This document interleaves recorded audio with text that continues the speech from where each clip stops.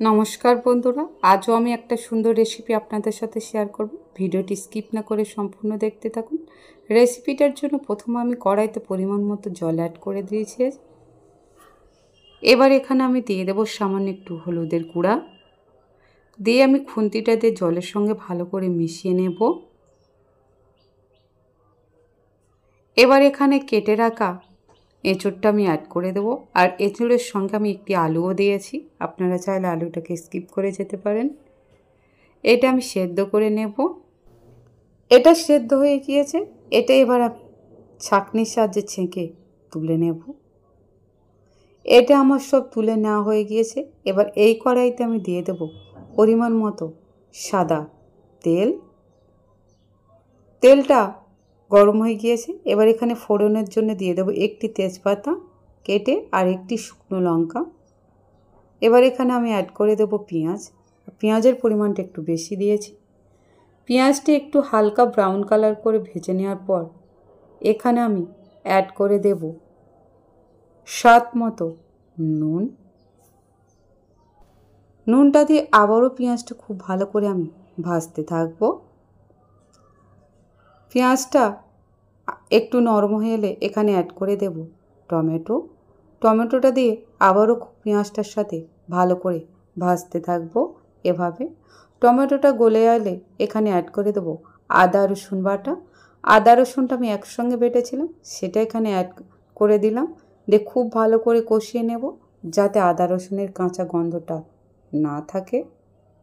এটা খুব ভালো করে কষানো হয়ে গেছে। দিয়ে দেবো হলুদের গুঁড়ো পরিমাণ মতো, লঙ্কা গুঁড়ো পরিমাণ মতো, দিয়ে দেব ধনে গুঁড়ো পরিমাণ মতো। এবার এখানে অ্যাড করে দেবো জিরে গুঁড়ো পরিমাণ মতো। তবে এখানে যে যেমন ঝাল খেতে ভালোবাসে সেই অনুযায়ী দেবেন। দিয়ে খুব ভালো করে সমস্ত মশলা আমি কষিয়ে নেব। এবার এখানে আমি অ্যাড করে দেব চিকেন। এখানে আমি চিকেনটা খুবই ছোট ছোট করে কেটে নিয়েছি। চিকেনটা এই মশলার সাথে খুব ভালো করে প্রথমে কষিয়ে নেব। চিকেনটা মশলার সঙ্গে খুব ভালো করে কষানো হয়ে গিয়েছে, আর মশলা থেকে তেলও ছেড়ে দিয়েছে, আপনারা দেখতেই পেয়েছেন।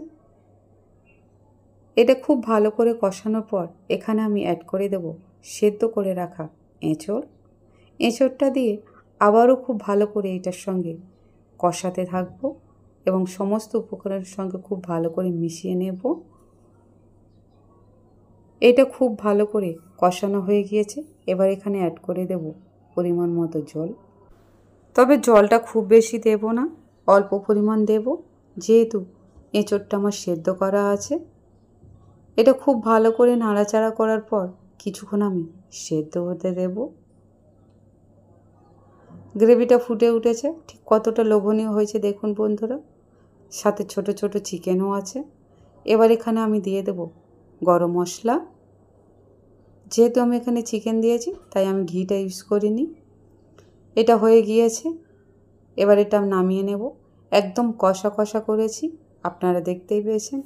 এটা ভাত রুটি সব কিছুর সঙ্গে ভীষণ ভালো খেতে লাগবে।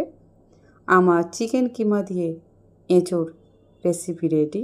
রেসিপিটি ভালো লাগলে লাইক, কমেন্ট, শেয়ার, সাবস্ক্রাইব অবশ্যই